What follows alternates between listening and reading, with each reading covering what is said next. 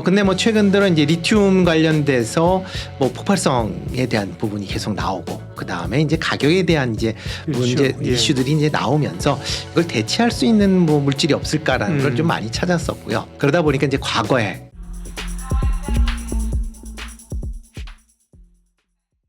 안녕하십니까. 예민수의 경제토크, 오늘도 투자의 아이디어를 찾습니다. 루크투자연구소 임순재 대표님 오셨습니다. 어서 오십시오. 네, 안녕하십니까.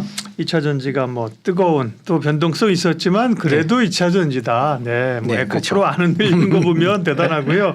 근데 전에와 이제 양상이 좀 다르게 뭔가 새로운 걸 찾으려는 노력, 그죠? 네, 예, 또 모더런 거 이런 거를 기대할 텐데 소듐 이온 배터리 얘기를 하신다는데 네. 전고체 얘기도 많이 들었는데 우리가 소듐 이온 배터리 뭡니까? 네, 뭐 소듐 뭐 어렵게 생각하실 수도 있는데요. 쉽게 해서 뭐 소금을 이제 소듐이라고 하죠. 나트륨 아니에요, 소금은? 그건 이제 나트륨은 네. 라틴어로 네. 나트륨이라고 쓰고요. 네. 네, 그래서 뭐 유럽 같은 경우 뭐 특히 독일 같은 경우 나트륨이라고 하는 모양이더라고요. 네. 근데 영어로는 이제 소듐이라고 이제 하고 있고요. 그렇지만 이제 저희가 이제 학교 다닐 때부터 쭉 배워온 게 이제 나트륨이기 때문에 그래서 이제 국내에서는 나트륨이다라고 해야 좀 더 이해가 이제 쉽게 이제 와닿는다라고 네. 보시면 될 것 같습니다. 뭐 나트륨 같은 경우 지금 뭐 이제 연구가 라고 하는 게 뭐냐면 이제 약간 좀 어렵긴 하지만 화학식으로 보면 네. 이제 원자를 이제 구성하는 걸 본다라고 하게 네. 되면 원자가 이제 보통 그 이제 돌아가는 그 원에 따라서 이제 나눠지는데 맨 마지막에 원자가 하나가 남아 있는 그런 이제 원자들이 있습니다. 그러니까 전자가 하나가 남아 있는 거죠. 뭐 그런 경우를 본다라고 하면 이런 그런 이제 원소를 이제 일족 원소라고 합니다. 일종 원소. 일족이라고 족이요? 합니다. 네, 아유, 족이라고 합니다. 답이 이게 네, 주기율표 상에 나오는 다 건데요. 잊어버렸네, 중고등학교 때 배운 거. 네, 그렇죠. 뭐 대부분 뭐 저희 때만 해도 이제 학교 가기 위해서는 네. 물리를 했어야 되는 물리화학을 했어야 됐기 네. 때문에 그렇게 하는데 이제 그러다 보니까 주기율표상으로 보면 일족 원소들 대표적으로 본다라고 하게 되면 뭐 수소 같은 경우도 일족이고요. 네. 그다음에 리튬도 지금 일족입니다. 그다음에 나트륨, 그다음에 칼륨, 그다음에 이런 종목들이 이제 일족 원소다라고 해서 이런 원소들은 이제 보통 저희가 지금 2차 전지를 만들 때 하나 움직이기 편하게, 그러니까 전자 하나를 움직여서 전력을 만들 수 있게끔 이제 그렇게 이제 사용을 하고 있다라고 보시면 될 것 같습니다. 그렇기 때문에 이제 저희가 뭐 여러 가지 이제 그 일족 원소 중에서 제일 가벼운 게 이제 수소긴 하지만 네. 수소는 현실적으로 이제 관리하기가 좀 어렵기 때문에 그 다음에 나온 게 이제 리튬이 가볍기 때문에 리튬 같은 경우는 이제 원자 번호 3번인 이제 일족 원소다라고 보시면 될 것 같고요. 네. 나트륨 같은 경우는 원자 번호 11번인 일족 원소다라고 보시면 될 것 같습니다. 뭐 이렇게 이제 번호가 이제 원자 번호가 낮을수록 이제 금속이 좀 가볍기 때문에 기존에 같은 경우는 이제 여러 가지 이제 일족 원소로 배터리를 만들 거를 연구를 하다가 지금 현재는 리튬으로 만들어지는 그런 이제 상황이었다라고 보시면 될 것 같고요. 뭐 이때 이제 같이 개발됐던 것 중에 하나가 이제 나트륨입니다. 그러니까 소듐이죠. 네. 그러니까 이것도 일족 원소기 때문에 어떻게 보면 주요 이제 배터리가 될 수 있는 요인으로 이제 봤었는데 그때 당시에는 에너지 밀도가 낮다. 그리고 이제 무게가 무겁다라는 이유로 초반에 이제 연구가 되다가 리튬 쪽으로 이제 최종적으로 이제 선택이 됐다라고 보시면 될 것 같습니다. 네. 근데 뭐 최근 들어 이제 리튬 관련돼서 뭐 폭발성에 대한 부분이 계속 나오고 그 다음에 이제 가격에 대한 이제 그렇죠. 문제 이슈들이 이제 나오면서 이걸 대체할 수 있는 뭐 물질이 없을까라는 걸 좀 많이 찾았었고요. 그러다 보니까 이제 과거에 쭉 과거 이제 전력을 보다 보니까 나트륨이라는 걸로 이용해서 이제 배터리를 만들 수 있다라는 그런 이제 내용들이 있다 보니까 뭐 잘은 몰라도 리튬보다 훨씬 더 그 확보하기가 그렇죠. 가격이나 유리하지 않겠어요? 그렇죠. 네. 뭐 쉽게 해서 저희가 나트륨이다라고 네. 하게 되면 제일 많이 생각하는 게 이제 소금. 네. 소금에 뭐 NaCl이라는 네. 뭐 그런 형태로 이제 다가 되고 있는데요. 요즘 뭐 일본 오염수 방출 때문에 소금도 구하기 좀 어렵지만. 네, 그렇죠. 그렇지만 일단 바다에 뭐 넘쳐나는 그러니까, 게 이제 소금이다라고 생각을 하고 있으니까요. 그렇기 때문에 리튬에 비해서 뭐 매장량이 뭐 400배 이상 많다라고 지금 얘기를 하고 네. 있습니다. 그러니까 그만큼 지구상에 뭐 풍부하게 여섯 번째로 많은 그런 금속이다라고 얘기를 할 만큼 풍부한 그런 게 금속이다 보니까 이제 그럼 이거를 활용을 해보자라는 그런 얘기가 다시 나왔다라고 보시면 될 것 같고요. 과거보다는 기술력이 그냥 많이 발전이 됐기 때문에 과거에는 뭐 낮은 이제 에너지 밀도, 그다음에 무게가 이제 문제가 됐었는데 지금은 어느 정도 그 부분을 많이 해소했다라고 보시면 될 것 같습니다. 네. 뭐 현재 이 소듐 배터리를 지금 연구하는 데는 가장 뭐 연구가 많이 되고 있는 데가 이제 중국이다라고 네. 보시면 될 것 같고요. 이 외에 이제 유럽이나 미국 같은 경우에 많은 기업과 연구소, 그다음에 스타트업 업체들이 지금 연구를 하고 있는 그런 상황이다라고 보시면 되겠습니다.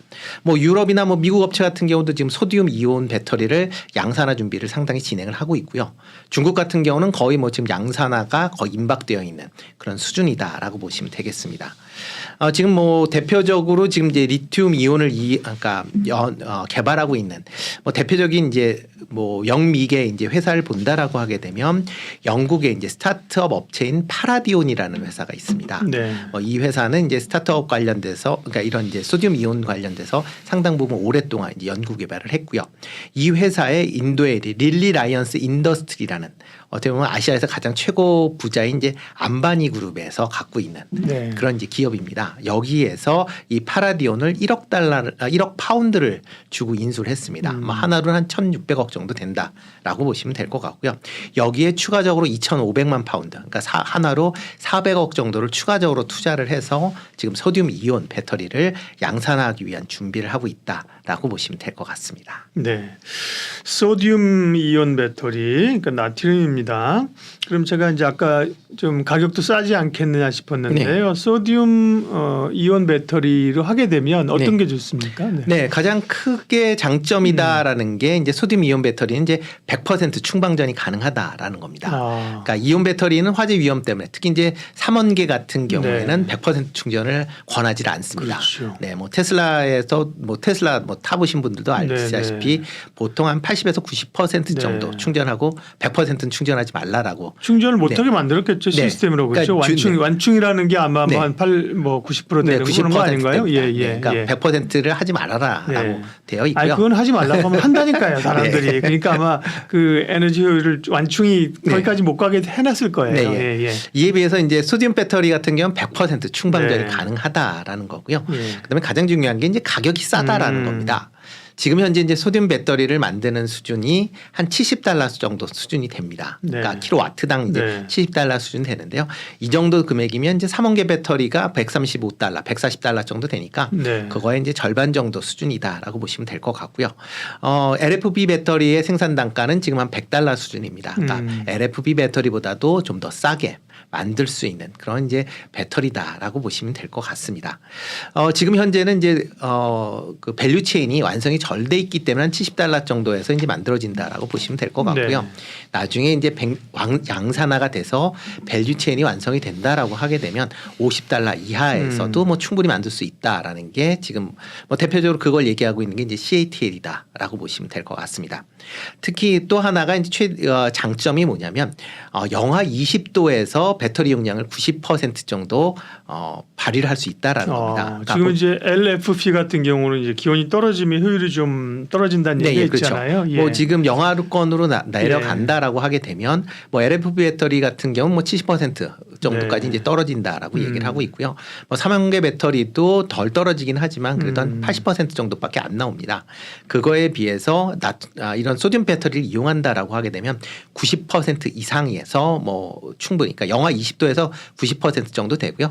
일반적으로 뭐 우리나라에서 하는 뭐 영하권 뭐 그러니까 초반대로 한 자릿수다라고 하게 되면 뭐 전혀 사용하는 데 문제가 없을 것이다라고 지금 예상들을 하고 있습니다. 네.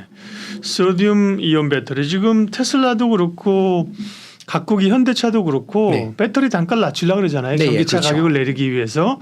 일단은 그 가격 경쟁력이 훨씬 있는 거고요. 안전성에서도 효율도 좋다. 근데 아까 이제 중국 업체들이 여기 지금 가장 열심히 개발이라고요? 네, 그렇습니다.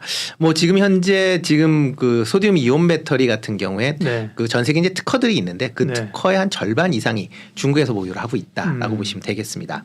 뭐 작년 말 기준인데요. 글로벌 그 소듐 관련돼서 이제 핵심 핵심적인 특허라고 하는 게 한 9,862건 정도 됩니다. 예. 그중에서 중국 업체가 5,486건을 보유하고 있다라고 보시면 될 것 같고요. 특히 이제 기관별로 이제 특허 건수를 본다라고 하게 되면 상위 10개 기관 중에서 7개의 기관이 중국 기업 기관이거나 아니면 업체다라고 보시면 될 것 같습니다. 예. 특히 이제 중국 정부가 이렇게 소듐 관련 이온 배터리에 대해서 상당히 2021년부터 투자를 진행을 했습니다. 그러니까 다른 데보다는 좀 빨리 좀 진행을 했다라고 보시면 네. 될 것 같고요. 특히 이렇게 이제 소듐 배터리를 이제 적극적으로 지원했었던 이유가 이제 가격 경쟁력이 있다라는 거고, 그다음에 리튬과는 다르게 그 특허에 대한 부분이 중국 업체들이 상당 부분 갖고 있기 때문에 향후에 경쟁력 측면에서 보면 상당히 자기네들한테 유리할 것이다라는 측면에서 접근을 했다라고 보시면 될 것 같습니다. 네. 문제는 이제 상용화입니다. 뭐 우리가 전고체 얘기나 하면서 게임 체인저 얘기하는데 이게 네. 나오면 게임 체인저가 될 것 같은데 근데 문제는 아직은 연구 단계이잖아요. 연구 단계보다는 조금 더 지났어요? 진행이 됐습니다. 그러면 이제 상용화가 언제쯤 되는 거예요? 네, 일단 뭐 지금 중국에서는 예. 공장을 만들고 있습니다. 상용화 공장을 실질적으로 만들고 있고요. 예. 뭐 중국 이제 배터리 업체들이 원체 많습니다. 네. 뭐 수십 개의 이제 업체가 있는데 그 중에서 이제 하이배터리라는 회사가 있습니다. 네. 이 회사에서는 지금 1세대 이제 소듐 이온 배터리를 올해 내에 생산을 하겠다라고 얘기를 하고 있는데요. 1세대의 지금 소듐 배터리를 얘기하고 있는 게 지금 킬로그램, 그러니까 에너지 밀도가 이제 킬로그램당 160와트/아워 정도 됩니다. 이 정도 되면 LFP 배터리 정도 된다라고 보시면 될 것 같고요. 네. 뭐 지금 이 소듐 배터리 같은 경우는 초기에는 아마 자동차보다는 아마 ESS 중심으로 아마 될 가능성이 좀 크다라고 생각을 하고 있습니다. 네. 물론 이제 아까 하이 배터리 같은 데서는 이제 자기네가 뭐 자동차형을 만들겠다라고 네. 얘기는 하고 있지만 초기에는 이제 기본적으로 에너지 밀도가 뭐 LFP 정도 수준이 되기 때문에 바로 장착을 한다라기보다는 ESS 중심으로 어차피 ESS를 하게 되면 뭐 일단 배터리 용량보다는 가격이 우선이 되기 때문에 아마 향후에는 LFP 배터리도 이 소듐 배터리로 네. 아마 전환이 될 가능성은 있다. 아마 이게 거기에서 아마 게임 체인지가 좀 먼저 이루어지지 않을까라는 좀 생각을 해보고 있습니다. 특히 소듐 배터리 같은 경우에는 폭발 위험이 상당히 적습니다. 그러니까 상당히 적기 때문에 일반적인 리튬 배터리는 실내 사용이 상당히 좀 부담스러운 측면이 있는데 네. 이 소듐 배터리는 실내 ESS 장치에도 사용할 수 있다. ESS도 우리 초반에 화재 사건이 좀 있었잖아요. 네, 그렇죠. 네. 그게 대부분 일어난 게 이제 3원계 배터리다라고 그렇죠. 보시면 될 것 같고요. 예. 그렇기 때문에 최근에는 3원계를 사용하지 않고 예. 대부분은 이제 LFP 로. LFP를 사용을 하고 있다라고 네. 보시면 될 것 같고요.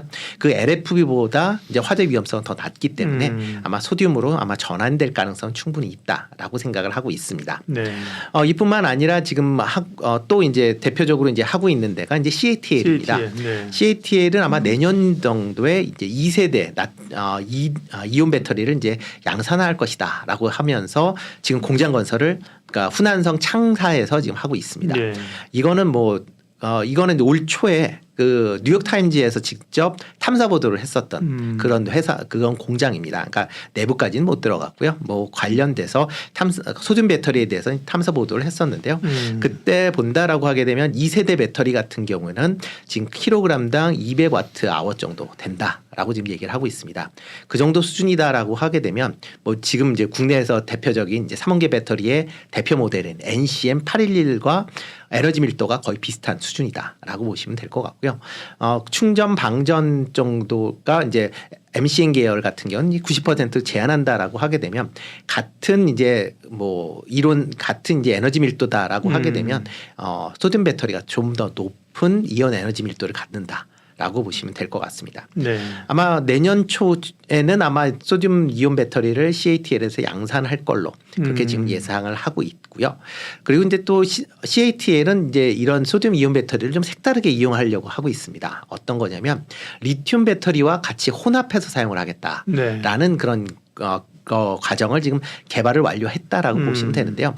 뭐냐면 아까 말씀드렸듯이 리튬 이온 배터리는 이제 기본적으로 에너지 밀도가 좋습니다. 특히 네. 3원계 같은 경우에 좋기 때문에 그 3원계와 이런 이제 나트륨 이온 배터리를 교차해서 사용을 하겠다라는 겁니다. 그러니까 추운 지역에서는 나트륨 배터리를 이제 사용을 하고 그 기온이 조금 올라간다라고 하게 되면 아니면 뭐 엔진에서 배터리가 좀 열을 받는다 그러면 리튬 이온을 사용한다든가 하는 형태로 하이브리드네. 그렇죠. 예. 하이브리드 형태로 아마 발전될 걸로 예상을 하고 있습니다. 예. 그래서 그거와 관련돼서 일단 뭐 개발은 완료가 됐기 때문에 만약 이 소듐 이온 배터리가 나온다라고 하게 되면 네. 그런 이제 혼재해서 사용을 할 수 있다라고 보여지고요. 또 한 회사가 이제 주목해서 봐야 될 게 이제 BYD입니다. BYD. 예. 네, BYD 같은 경우는 지금 올해에 이제 소듐 배터리를 장착한 자동차를 출시하겠다라고 이제 얘기를 하고 있습니다. 대표적으로 이제 BYD의 이제 저가형 모델이죠. 이제 시가리라는 이제 자동차가 이제 지금 출시가 되고 있습니다. 네. 지금 현재 뭐 출시된 지가 얼마 안 됐기 때문에 이거 같은 경우 현재는 LFP 배터리를 사용을 하고 있는데 이거를 소듐 배터리로 아마 교체를 할 것이다라고 지금 이제 얘기가 나오고 있는 그런 상황입니다. 이 시걸 같은 경우는 차체 크기가 뭐 우리가 많이 생각하는 캐스퍼, 네. 현대 캐스퍼보다는 조금 더 큰 그런 차체다라고 보시면 되는데요. 이 차체가 만약 그 소듐 배터리를 사용하는 그런 이제 2차 전지를 사용한다라고 하게 되면 판매 가격을 $11,000 정도 수준에 맞추겠다라고 BYD가 얘기를 했습니다. 네. 그렇군요. 그러면 주행 거리는 이건 어느 정도 돼요? 예. 이 주행 거리는 보통 1회 충전되면 300km에서 400km 정도 가겠다라고 지금 얘기를 하고 있습니다. 나쁘지 않은데요. 네, 처음에 그렇죠. 전기차 나올 때 효율이 이 정도였잖아요. 네, 예, 그런데 그렇죠. 계속 이제 기술 개발하면서 더 높아진 건데. 네, 네. 게다가 또 차가 네. 작기 때문에 네. 뭐 장거리를 간다라기보다는 그러니까요. 시내 같은데 뭐 도시 주행할 때는 뭐 상당히 뭐 유리한 그런 차량이다라고 보시면 될 것 같습니다. 2차 전지 관련해서 이제 소듐 이온 배터리, 나트륨 이온 배터리 같은 네. 얘기인데 얘기를 하셨는데 굉장히 흥미로운데 근데 이제 궁금한 게 네. 이렇게 사실은 가격을 낮출 수 있고 좋다면 국내 업체들은 바보인가? 네. 이거 왜 안 할까? 혹은 하고 있는데 우리가 모르는 걸까라는 궁금증이 네. 있고 왜냐하면 국내 업체들이 그 LFP도 하잖아요. 이제 네, 그죠? 그렇죠. 이제 네, 하기 시작했고 ESS도 하기 시작하니까 이게 대세라고 하면 이런 걸 하고 있나 궁금하고요. 그다음에 또 이제 국내에서 어쨌든 그러면 소듐 배터리 관련주는 어떤 건지 좀 얘기해 주세요. 네, 일단 뭐 국내에서도 개발을 하지만 아직 뭐 회사 단위에서 대규모 투자를 하는 건 아니고요. 네. 그냥 대학교 연구소 정도에서 지금 연구 개발을 하고 있다 정도로 이제 이해를 하시면 될 것 같습니다. 예. 그렇기 때문에 뭐 다른 나라에 비해서 아직까지는 이 소듐 이온 배터리에 대한 뭐 기술이 그렇게 높은 수준은 아니다라고 보시면 될 것 같고요. 네. 뭐 소듐 이온 배터리가 된다라고 하게 되면 기존 리튬 이온 배터리와는 호환되지 않는 소재가 많습니다. 대표적으로 이제 양극재 같은 경우는 지금 뭐 리튬을 사용하지만 리튬이 다 빠져야 되는 거니까 네. 나트륨으로 되기 때문에 양극재도 전혀 달라지는 그런 상황이고요. 양극재도 그렇게 비싸지는 않습니다. 뭐 플러시안 화이트 아니면 플러시안 블루라고 하는 그런 이제 소재를 사용하는데 지금 현재 염료에서 사용하고 있는 소재입니다. 그러니까 구하기도 어렵지 않다라는 거고요. 또 거기에 또 덧붙여서 이제 전해질은 이제 나트륨이 들어갑니다. 그러니까 전해질도 전형적으로 바뀐다라고 보여지는데요. 네. 이 나트륨에 이제 탄산소다가 들어가게 되는데 이 탄산소다 같은 경우에는 전 세계 매장량의 90%가 특정 지역에 몰려 있습니다. 거기가 어디냐면 미국의 와이오밍주입니다. 네. 그러니까 미국에서 어떻게 보면 이 소듐 이온 배터리를 만든다라고 하게 되면 세계에서 가장 저렴하게 만들 수 있는 나라다. 그러니까 중국 같은 경우에는 지금 탄산소다를 사용을 하는데 이거를 이제 직접 구할 수가 없기 때문에 가성소다를 이용을 해서 만들고 있습니다. 그건 어떻게 보면 이 가성소다를 만들 때 상당히 좀 환경 오염 문제가 좀 발생을 하기 때문에 만약 그런 부분을 해결하겠다라고 하게 되면 직접 탄산소다를 캐서 사용을 하면 상당 부분 이런 환경 오염 문제도 제거할 수 있다라고 보시면 될 것 같고요. 그리고 이제 분리막 같은 경우도 좀 새롭게 제작이 되고요. 그다음에 양극, 음극, 방막 같은 경우는 지금 이제 음극은 구리판을 사용을 하는데 이거는 전부 다 알루미늄판을 사용하게 됩니다. 그리고 음극재 같은 경우도 기존 뭐 흑연보다 싼 하드 카본계의 이제 물질을 사용할 수 있다. 그러니까 어떻게 보면 지금과는 전혀 다른 그런 네. 이제 그 밸류체인이 달라지는 밸류체인이 거네요. 이제 바뀌어질 예. 수밖에 없다라고 보시면 될 것 같고요. 네. 뭐 국내 기업 같은 경우는 아직 관련돼서는 뭐 소듐 투자에 대한 부분은 그렇게 크진 않은 그런 상황입니다. 그나마 최근에 관련주로 묶였었던 게 한번 애경케미칼이라는 회사입니다. 네. 애경케미칼이 2010년대 초반에 하드 카본을 만드는 이제 그런 기술을 갖고 있기 때문에 그래서 향후에 이제 소듐 배터리가 이제 양산화가 됐을 때 이런 이제 하드 카본에 대한 그런 수요가 있지 않을까라는 기대감이 있다라고 보여지는데요. 일단은 뭐 국내에서 아직 소듐 관련된 그런 이제 투자가 이루어지고 있지 않는 상황에서 뭐 관련주다라고 분류하기에는 아직 좀 이른 감은 있다. 라고 생각이 좀 하고 있습니다. 그러게요. 애경 케미칼도 2차 전지로 묶였었거든요. 그래서 이게 네, 뭔가 찾아봤더니만 원래는 음극재 바인더 뭐 이렇게 얘기 나오다가 기사를 보니까 나트륨 배터리, 나트륨 배터리 개발해서 부각된다는 얘기도 있었네요. 네, 그렇죠. 네. 오늘 아주 재밌는 얘기 해주셨는데요. 예, 소듐, 나트륨 배터리, 그렇죠? 네, 앞으로 이제 개발 과정들을 좀 지켜보면서 이렇게 스터디를 하고 있어야, 그죠? 네, 그렇죠. 하고 있어야 그런 뉴스가 나올 때 대응이 가능한 겁니다. 조선주 얘기를 하겠습니다. 조선주는 사실 실적되고 상당히 많이 올랐었는데 최근에 조금 관심이 이제 좀 떨어지는, 주가 밀린 것도 없는데요. 근데 오늘은 그 중에서 친환경 선박 얘기를 해주시려고 하는데요. 네, 무슨 얘기부터 할까요?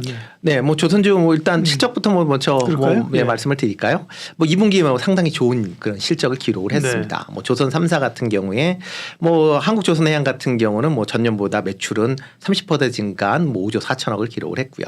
영업이익도 한 712억을 기록을 했습니다. 뭐 한국조선해양 같은 경우는 작년 이후에 지금 4분기 연속 지금 흑자를 기록을 하고 있다라고 보시면 될 것 같고요. 뭐 삼성중공업 같은 경우도 매출이 36% 증가한 1조 9천억. 그다음에 영업이익도 589억 흑자를 기록을 했습니다. 뭐 삼성중공업도 올해 뭐 1분기, 2분기 연속 지금 2개 분기 흑자가 이어지고 있다라고 보시면 될 것 같고요.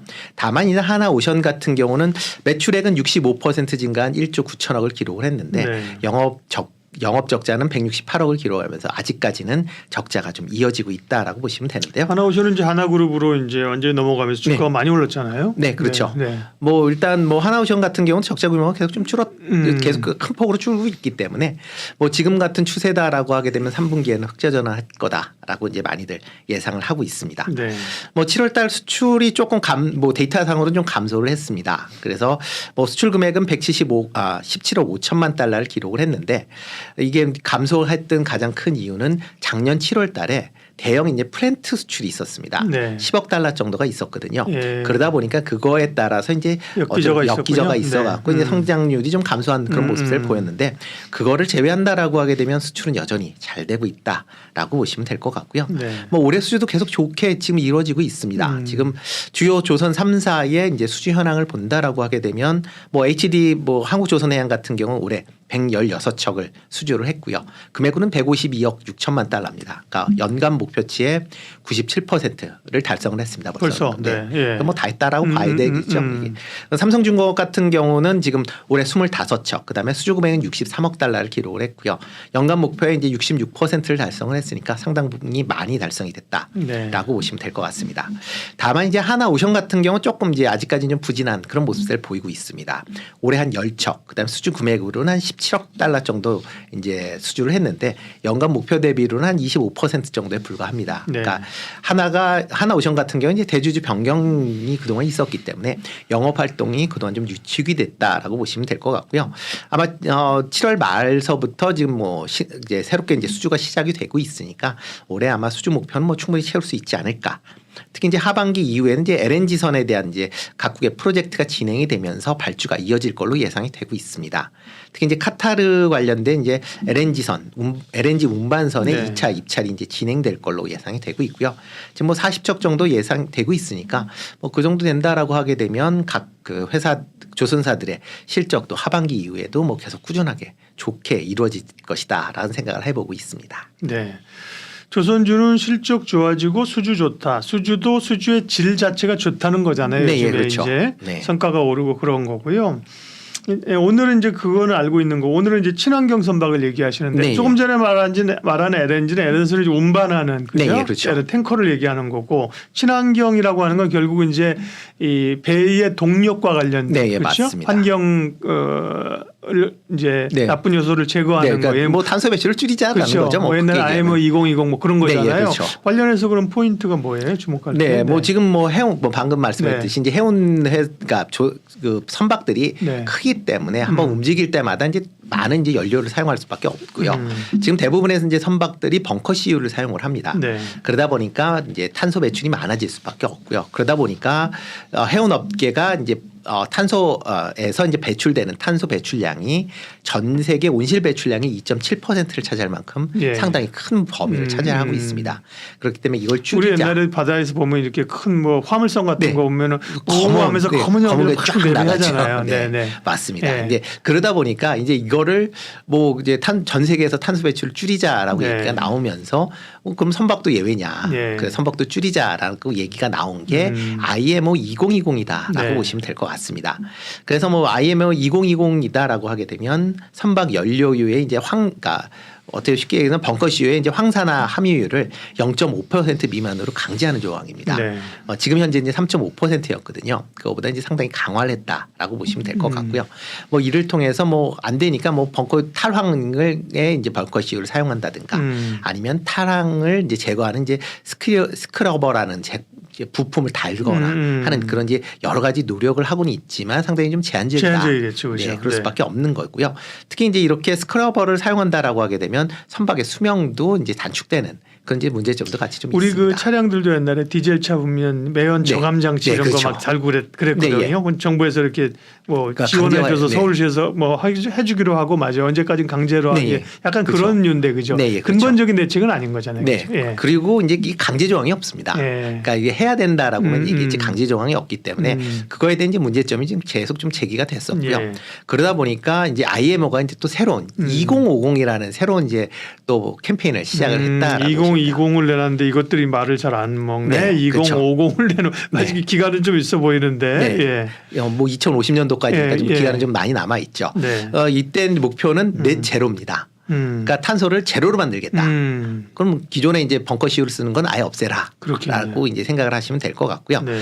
그래서 이제 2050년도까지 원래는 이제 기존의 이제 배출량은 50% 그러니까 2020에서는 2050년도까지 기존 탄소 배출량을 50%만 절감을 하자였는데 이걸 100%로 바꿨고요. 그리고 뭐 또 세부적으로 보면 2030년도까지는 20% 감축, 그다음에 2040년도까지는 70% 감축, 그다음에 2050년도에는 100% 감축을 이제 네. 목표로 담았다라고 보시면 될 것 같고요. 이와 더불어 2027년 5월부터는 만약 온실가스를 감축하지 않으면 강제적으로 온실 배출, 탄소 배출 부담금을 징수하겠다라고 네. 이제 얘기를 했습니다. 뭐 그거 관련돼서는 아마 추가적으로 선박 크기, 그다음에 종류에 따라서 아마 정해질 걸로 예상이 되고요. 그거는 아마 추후에 세부적인 항목은 좀 나올 걸로 예상을 하고 있습니다. 네. 친환경 선박에 대한 이건 이제 글로벌리 기준이 바뀌는 네, 거니까요. 예, 그렇죠. 단순히 그냥 뭐 발주가 경기가 좋아서 발주가 네. 늘어나는 것보다 또 구조적으로 중요한 겁니다. 네, 그렇죠? 교체를 해야 되는 이렇게 거니까요. 교체가 되니까 네. 그러면 벙커시유가 아니면 뭐 뭘로 가야 돼요? 가스로 가야 되는 거 2차 전지 충전해서 가야 되는 거예요. 그 친환경의 방향들이 네. 업계는 어떻게 가는 거예요? 네, 지금 뭐 현재 그 제일 많이 이제 사용하고 있는 게 이제 LNG나 LPG 추진선입니다. 네, 네. 그러니까 그거는 뭐 기존에 이제 LNG를 이제 운반하고 있으니까 네, 네. 그만 운반하고 있는 그 조금 빼서. 기술을 활용을 해서 네. LNG를 이제 배에 담아서 이제 엔진을 돌리자. 네. 그게 이제 보통 운반선이랑 다른 겁니다. 네, 운반선 그러니까 아까 추진선인 거죠. LNG를 그 탱크에 담는 거고, 네, 담아서 이제 움직이는 거고요. 연료 자체도 이제 LNG나 네. LPG로 하는 거죠. 네, 그렇죠? 그렇죠. 뭐 그거 관련돼서는 국내 회사들이 상당히 이제 기술력을 갖고 있습니다. 보통 이제 DF 엔진이라고 보통 얘기를 많이 하는데요. 네. 그러니까 LNG와 그다음에 디젤을 같이 혼합해서, 그러니까 근해에서는 이제 이런 이제 LNG를 이제 활용을 해서 뭐 이제 오염을 이제 줄이고 네. 그다음에 원해로 나갔을 때 예. 그때는 뭐 주변에 걸릴 게 없으니까 이제 네. 디젤을 쓰자. 네. 네, 그런 형태의 이제 엔진이다라고 보시면 될 것 같습니다. 그것도 하이브리드네. 네, 그렇죠. 예. 그런 이제 하이브리드가 이제 대세다라고 보시면 될 것 같고요. 그 다음에 지금 이제 나오고 있는 거는 이제 메탄올 관련된 이제 추진선입니다. 그러게요. 메탄올 뭐 암모니아 이런 얘기 많이 나오네요. 네, 그렇죠. 메탄올. 네, 메탄올 같은 경우는 지금 어떻게 보면 환경 오염이 상당 부분 이제 더 절감이 되는 게 이제 메탄올 이제 선박이다라고 보시면 될 것 같고요. 네. LNG 같은 경우는 이제 이거를 움직이게 하기 위해서 이제 어떻게 보면 저온의 이제 고압의 압축이 이제 필요한 그런 상황입니다. 그렇죠. 예, 그래서 예. 그런 탱크도 이제 별도로 필요하고요. 네. 물론 이제 메탄올 같은 경우도 어느 정도 이제 압축을 해야 되긴 하지만 그거에 비해서 상당히 이제 비용이 절감이 된다라고 보시면 될 것 같습니다. 그러다 보니까 최근 들어서는 이제 LNG가 이런 이제 메탄올에 대한 관심사가 좀 커진다라고 보시면 될 것 같고요. 특히 이제 메탄올 같은 경우에는 황산화질소 같은 경우에는 뭐 100% 없앤다. 그리고 이제 질소 산화물 같은 경우도 85% 이상 감축. 그다음에 온실가스 같은 경우도 50% 이상 감축을 하고 있는 그런 상황이다. 아니네요. 제가 다시 말씀드릴게요. 탄소 저감 효과가 95%. 기존보다 이제 LNG선보다 월등히 좋은 그런 이제 탄소 배출을 양을 이제 줄인다라고 보시면 될 것 같습니다. 예.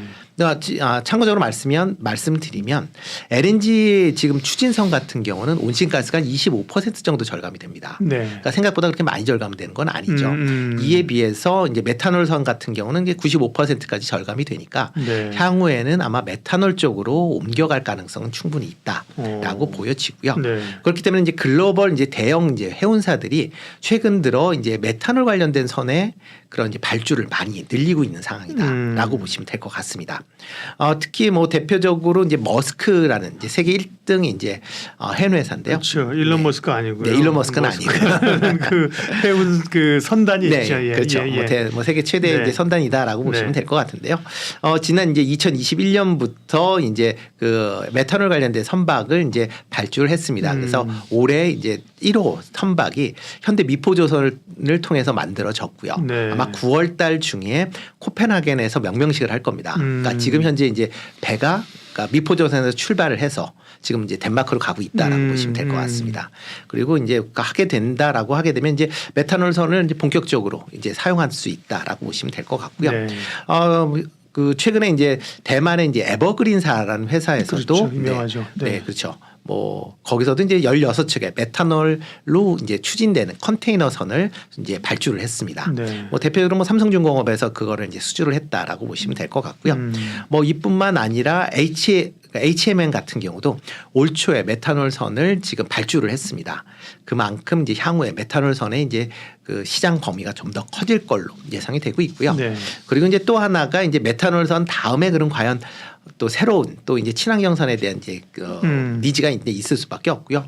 그래서 이제 관심을 갖는 게 암모니아 추진선. 이게 그 과학적 지식이 이제 문과생이어가지고 그렇죠. 네. 메탄올도 메탄올, 에탄올에는 굉장히 좀 이 네. 뭔가 화학적으로 부담 있는 걸로 얘기하는데 그렇죠. 네. 메탄올이라는 게 연료로서 상당히 효율이 있고 네. 일단 환경적으로 좋다는 네, 거고요. 그렇죠. 그다음에 또 암모니아는요. 네. 암모니아 같은 경우는 원래 이제 수소를 사용을 해야 되는데 네. 수소 이제를 사용하기에는 그 너무 관리하기가 어렵습니다. LNG보다 더 관리가 어려운 게 이제 수소다라고 생각하시면 될 것 같고요. 그럼 이제 수소를 어떻게 보면 좀 더 쉽게 사용할 수 있는 방법이 없을까를 연구하다가 암모니아를 생각해낸 겁니다. 뭐 암모니아 조금 어렵게 해서 화학식으로 가면 NH3라는 이제 화학식을 갖고 있습니다. NH3. 네, 그러니까 N은 이제 질소고요. 네. 뒤에 있는 H3는 이제 수소입니다. 네. 그러니까 이거를 이제 분해를 하면 질소와 수소로 나눠질 수가 있고요. 이 질소 같은 경우는 저희가 이제 비료를 사용하는데 그렇죠. 네, 사용을 하면 되는 거고요. 네. 그다음에 수소는 이렇게 이제 수소 발전을 할 수 있는 그런 상황이기 때문에 어떻게 보면 좀 더 효율적으로 사용할 수 있다라는 거고요. 특히 이제 암모니아 같은 경우는 상온에서도 이제 액체 상태로 유지가 가능합니다. 그렇기 때문에 운반할 때도 상대적으로 상당히 이제 뭐 편하다라고 보시면 되니까요. 그러다 보니까 이제 각 그 선사들에서 그러니까 이 조선사에서도 이렇게 암모니아 추진선 관련돼서 지금 연구 개발이 많이 진행이 되고 있다라고 보시면 될 것 같습니다. 뭐 대표적으로 뭐 삼성중공업 같은 경우는 뭐 지금 뭐 대표적인 이제 세계적인 이제 선급회사죠. 로이드 선급회사와 이런 암모니아 추진선을 위한 양해각서를 체결을 했고요. 2025년과 2026년도에 각각 한 대씩 암모니아 추진선을 인도할 걸로 예정이 되어 있습니다. 네. 그리고 이제 한국조선해양 같은 경우도 지금 작년 9월에 암모니아 추진선의 이제 핵심 기술 관련돼서 개념 설계를 인증을 취득을 했습니다. 그러니까 개념 설계를 인증 취득했다라는 거는 언제든지 만들 수 있다라는 라고 보시면 될 것 같고요. 특히 이제 사우디의 이제 아람코와 수소, 암모니아 관련된 이제 협력 MOU를 같이 체결을 했습니다. 그렇기 때문에 그런 걸 감안한다라고 하게 되면 향후에 이제 암모니아가 이제 본격화된다라고 하게 되면 상당히 긍정적인 영향을 미칠 수 있다라고 보여지고요. 뭐 하나오션 같은 경우도 현재 뭐 기본 설계는 어느 정도 획득을 했고요. 2025년부터는 상용화를 하겠다라고 얘기를 하고 있습니다. 그러니까 지금 뭐 암모니아성 관련돼서는 다른 지역 국가에서는 아직까지는 그 개발하는 단계고 국내에서만 이거를 이제 실질적으로 이제 반영할 수 있는 실증 단계까지는 갔다. 그러니까 그만큼 이제 기술 수준이 다른 회사보다 다른 데보다는 조금 앞서가고 있다라고 보시면 되지 않을까 싶습니다. 아, 역시 우리 깨알 같은 정보를 잘 정리해 주시는 임순재 대표님. 저도 이제 이 조선 얘기 뭐 메탄올 암모니아 들었는데요. 네. 사실 개념이 잘 안 왔는데요. 오늘 정리가 쫙 됐고요. 네. 그러면 이제 어쨌든 이렇게 친환경에 대한 수요로 친환경 추진선으로 이렇게 친환경 연료 추진선을 하게 되면 전체 조선업계도 네. 뭐 교체 수요나 이런 것들로 인해서 좀 수주가 늘어나고 긍정적인 요인이 되는 건가요? 네, 그렇죠. 예. 뭐 대표적으로 지금 LNG 추진선 같은 경우 이제 예를 들면 LNG 운반선이죠. 네, 운반선을 들면 2030년도까지 보통 이제 LNG 운반선이 이제 참고적으로 한 선령을 한 25년 정도로 보고 있습니다. 그러면 2030년도까지 25년 이상이 된 노후 선박이 118척이 됩니다. 그러니까 118척은 일단 바꿔야 된다라고 보시면 될 것 같습니다. 그렇다 보면 뭐 118척에 대해서 이제 발주가 있을 수밖에 없는 거고요. 그러다 보면 2027년도까지 연평균 13척 정도의 LNG 선박에 대해서 그러니까 운반선에 대해서 발주를 해야 된다라고 보시면 될 것 같고요. 또 이제 설령 20년 이상 된 노후 이제 컨테이너 같은 경우도 2026년도까지는 126척 정도가 발생을 할 거고요. 그다음에 2027년, 28년도에는 추가적으로 63척이 이제 발생이 될 걸로 예상이 되고 있습니다. 그러면 이런 선박들은 다 교체를 하셔야 된다라고 보시면 될 것 같고요. 그렇기 때문에 이런 뭐 교체 수요는 계속 지금 뭐 이 선박뿐만 아니라 이제 계속 뭐 옛날에 뭐 2000년대 초반에 만들어졌던 우리나라에서 그때 한참 붐이 있을 때 만들었었던 선박들도 이제 2030년 이후서부터 교체를 해야 된다라고 보시면 될 것 같고요. 그러다 보면 이런 친환경대 선박에 대한 계속 발주는 아마도 지금보다 더 많이 이루어질 걸로 예상이 되고 있습니다. 그렇다 보면 조선 업체들의 이제 이런 수주 경쟁이 뭐 단기간에 끝나는 게 아니라 이런 친환경 선박에 대한 수주가 이어진다라고 하게 되면 뭐 향후 뭐 10년 정도까지도 계속 선박 수주는 이어질 것이다라는 뭐 생각을 하고 있습니다. 소위 이제 슈퍼사이클이 이제 들어가는 거고요. 네. 전체적으로 조선주에 관한 이제 그 사이클도 그렇고 오늘은 친환경 쪽으로 얘기하셨는데 그럼 친환경 선박 시장이 좀 더 커지고 그랬을 때 관심지를 뭘 봐야 될지 보는데 일단은 뭐 조선도 좋겠지만 제 생각에 그러면 이제 조선 업체보다는 그걸 뭐 엔진 만드는 이런 업체를 봐야 되는 거 아닌가 이런 생각도 드는데. 네, 엔진 관련된 업체를 우선적으로 보시는 게 좋지 않을까 싶습니다. 뭐 대표적으로 뭐 HSD 엔진 뭐 보시면 좋을 것 같고요. 뭐 현재도 뭐 저속 엔진으로는 세계 점유율 2위입니다. 뭐 1위는 이제 현대중공업이다라고 보시면 될 것 같고요. 주 거래처가 이제 삼성중공업, 하나오션, 뭐 그 다음에 이제 중국 업체들이 주 거래 업체다라고 보시면 될 것 같고요. 현재 이중 원료, 그러니까 LNG선 이중 원료는 지금 이제 만들고 있고요. 이 외에 이제 메탄올용 이제 이중 연료 엔진도 지금 관련돼서 시설 투자가 진행되고 있습니다. 그렇기 때문에 시설 투자가 끝난다라고 하게 되면 이제 메탄올 이중 연료 이제 엔진도 같이 이제 뭐 생산이 될 걸로 예상이 되고 있고요. 뭐 일단 삼성중공업에서 메탄올 관련된 선박을 수주를 받았기 때문에 아마 이 관련된 엔진은 아마 HSD 엔진 쪽으로 발주가 이루어질 걸로 그렇게 예상을 좀 하고 있습니다.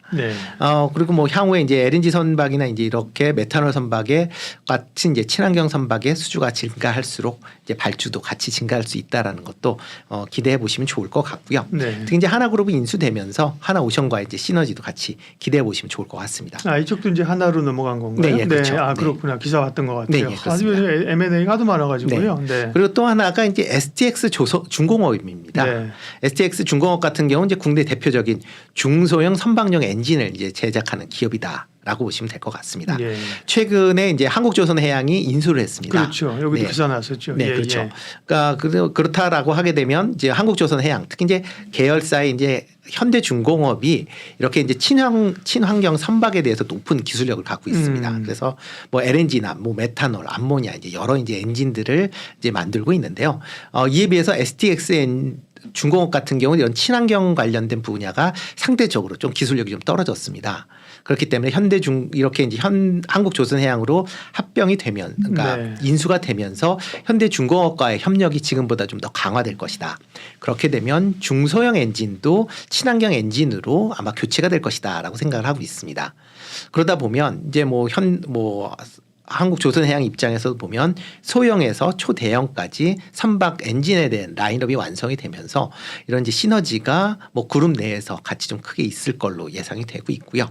친환경 중소형 선박 엔진, 그러니까 선박들이 계속 확대가 될수록 관련된 엔진에 대한 수주도 같이 증가할 수 있으니까 그런 점도 같이 좀 주목해서 보시면 어떨까 싶습니다. 예, 여기는 주로 이제 캐파가 조금 중소형 쪽에 있는 모양이죠. 네, 예, 그렇죠. 네, 그렇습니다.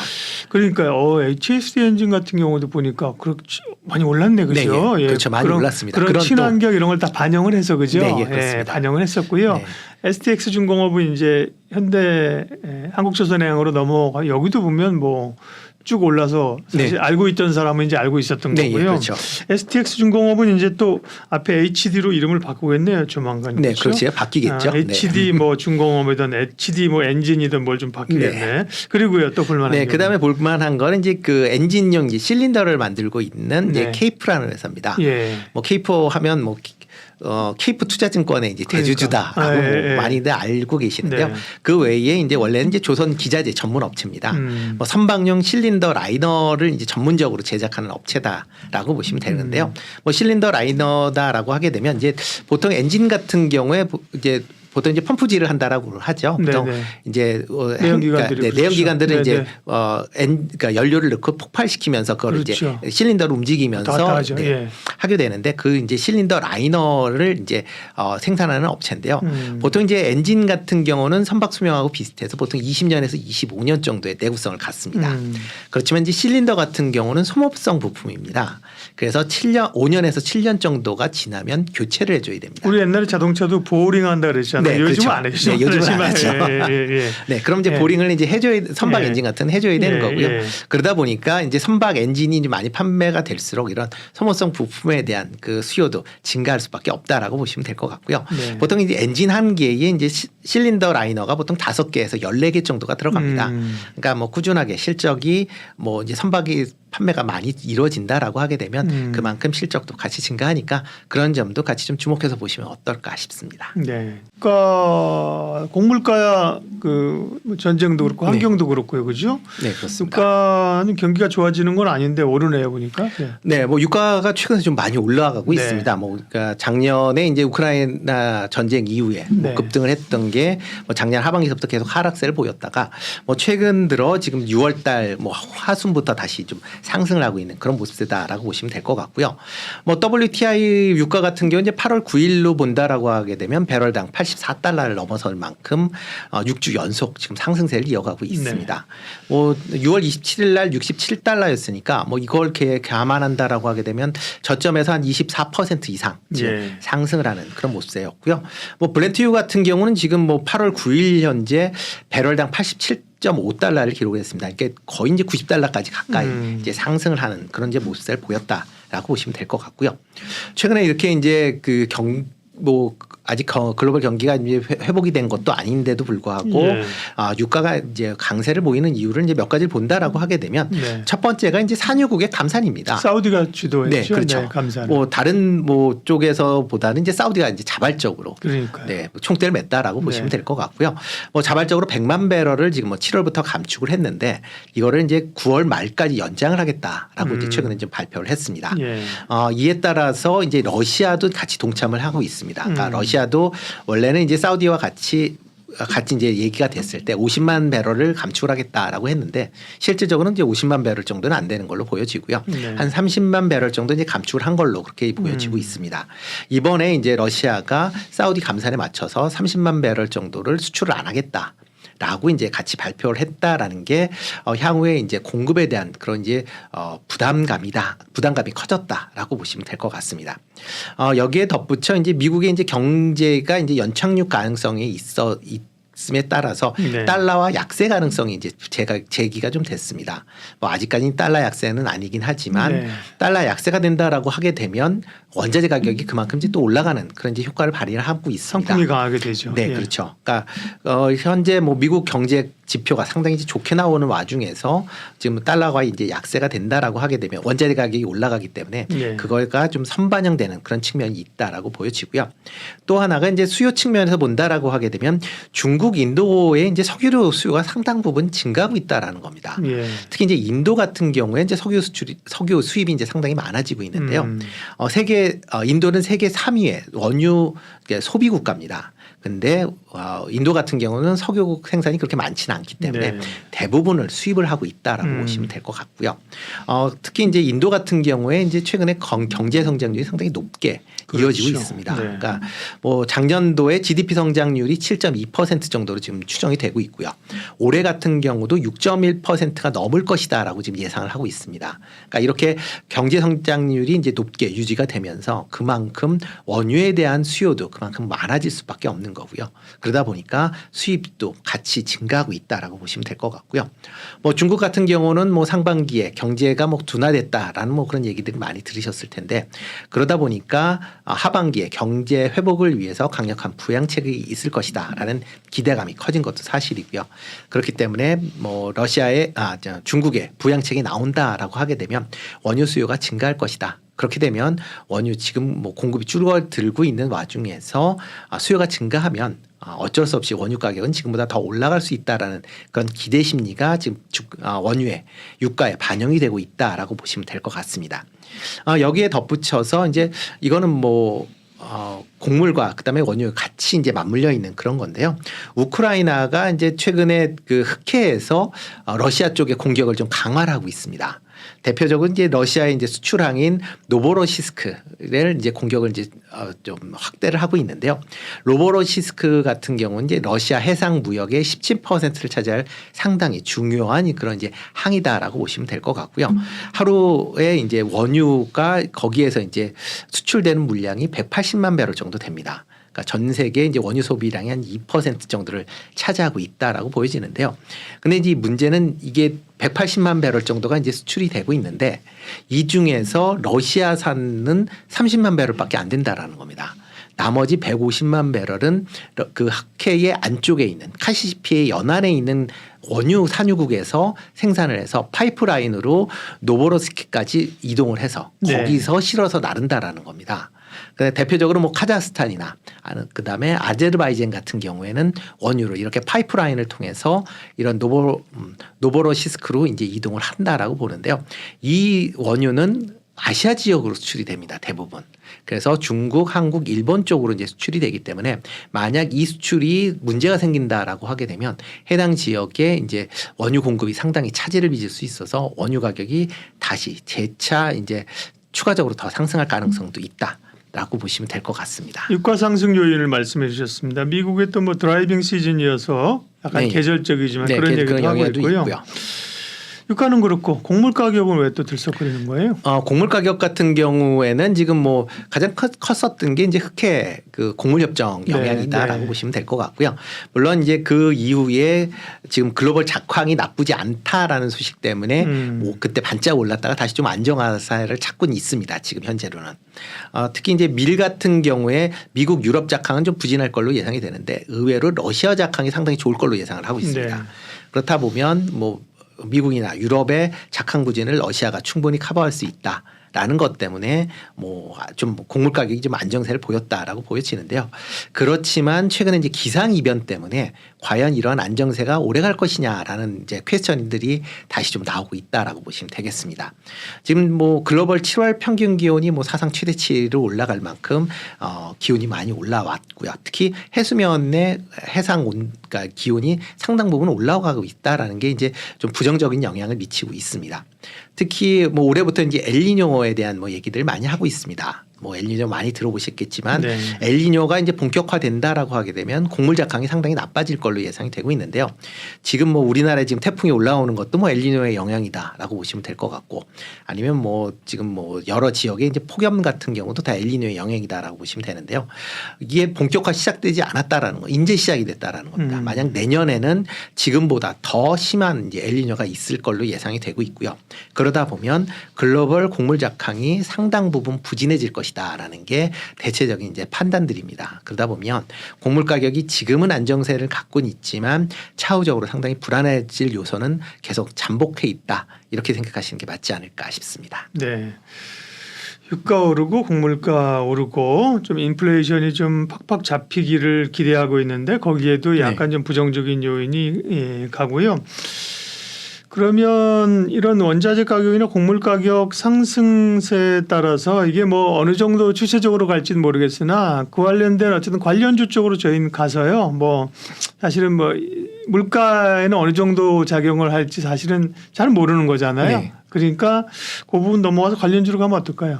네, 일단 뭐 잠깐만 말씀을 드리면 네네. 일단 원유 가격이 올라가니까 지금 현재 그 물가가 안정이 됐었던 가장 큰 이유가 에너지 가격이 안정이 그렇죠. 됐다라는 예. 부분입니다. 근데 만약 에너지 가격이 다시 이제 튄다라고 하게 되면 전반적인 이제 물가가 다시 불안해질 가능성 충분히 있다라고 보셔야 될 것 같습니다. 특히 지금 현재 뭐 미국 같은 경우도 뭐 어느 정도 이제 물가가 안정이 돼 있기 때문에 뭐 지금 추가적인 금리 인상이 없을 것이다. 라는 기대감은 있는데 그렇죠. 만약 네. 물가가 다시 튀어서 특히 원유 유가가 올라간다라고 하게 되면 유가 하나만 올라가는 게 아니라 그런 유가가 올라가면 심리적으로 또 사람들이 뭐 다른 물가까지 그 같이 상승할 여력은 충분히 있다라고 보여지고요. 그러다 보면 현재와 같이 이렇게 긴축 과정에서 추가적인 기준금리 인상이 불가피해질 수밖에 없다. 라고 보시면 될 것 같습니다. 그러니까 과연 이제 물가가 얼마만큼 올라갈지 모르겠지만 만약 올라간다라고 하게 되면 정책이 이전과는 좀 다른 그런 상황이 이제 도래될 수도 있다라는 점도 같이 좀 확인해 보시면서 투자하시는 게 좋을 것 같고요. 네. 이렇게 이제 원자재 가격이 올라간다라고 하게 되면 뭐 관련 기업들을 일단 관심을 가지셔야 될 필요가 있다라고 보여집니다. 첫 번째로 이제 정유 기업들이다라고 보시면 될 것 같은데요. 예. 뭐 정유 기업 뭐 유가 올라가면 당연히 뭐 실적 좋아지고 영업이익 좋아진다는 거 많이 아실 걸로 예상이 되고 있는데 올 상반기는 상당히 좀 부진했습니다. 이유 중에 하나는 그러니까 유가가 이제 상승세가 이제 둔화가 되면서 좀 하향 안정세를 찾다 보니까 뭐 그거와 관련된 이제 부분이 있었고요. 또 하나가 이제 정제 마진이 같이 좀 하락이 됐었던 게 수익성을 악화했던 주요 요인이었습니다. 뭐 보통 정유사들의 이제 복합 정제 마진이 이제 4에서 $5 정도가 이제 손익 분기점으로 이제 예상을 하고 있는데요. 올 2분기에는 이제 복합 정제 마진이 이제 $4 선이었습니다. 그러니까 뭐 수익성, 그러니까 손익 분기점을 이제 소폭 하회했다. 라고 보시면 되는데요. 뭐 작년 2분기에 정제 마진이 $21 수준이었기 때문에 뭐 작년에서 원체 이제 수익이 컸기 때문에 상대적으로 좀 더 수익이 나빠졌다라고 이제 이해는 하고 있지만 최근 들어 이제 정제 마진이 조금씩 회복세를 보이고 있다라고 보시면 되겠습니다. 특히 이제 7월 네 번째 주 이제 정제 마진이 $8.9를 기록을 했습니다. 뭐 전주 대비 $2 이상 이제 상승을 했는데요. 뭐 가장 큰 이유가 뭐 유가가 올랐었던 그런 이유다라고 보시면 되는데요. 그러다 보면 뭐 향후에 지금 뭐 추세를 본다라고 하게 되면 뭐 정제 마진은 아마 3분기에는 $10 선까지는 뭐 충분히 올라갈 것이다. 라고 예상이 되고 있고요. 그러다 보면 뭐 정유 관련된 기업들은 여전히 관심을 좀 가지셔야 되지 않을까. 뭐 S-오일이 뭐 그동안 좀 많이 올랐습니다. 네, 그렇지만 추가적으로 더 올라갈 가능성은 있다라고 생각을 좀 하고 있고요. 예. 아마 전 고점 수준이 한 9만 원대까지는 뭐 갈 수 있지 않을까라는 뭐 개인적인 좀 생각을 해보고 있습니다. 그 다음에 이제 좀 관심 있게 보셔야 될 게 이제 동절기가 이제 접어들게 됩니다. 그러다 보면 뭐 천연가스나 아니면 뭐 원유의 운송이 다시 좀 증가할 수밖에 없다라고 보여지고요. 그렇다 보면 이런 이제 운송이 증가하게 되면 관련된 이제 운송업체들 뭐 대표적으로 이제 해운사죠. 그러니까 벌크선 관련된 특히 이제 LNG선이나 아니면 뭐 다른 화학 관련된 물가를 운반하는 그런 이제 조선사들한테 조금 관심 있게 좀 보시면 어떨까 싶습니다. 뭐 기업까지 뭐 같이 말씀을 드린다라고 하게 되면 KSS 해운 조금 관심 있게 보시면 어떨까 싶은데요. 뭐 국내에서 뭐 해운 화학 제품을 전문적으로 운송하는 그런 이제 해운사다라고 보시면 될 것 같습니다.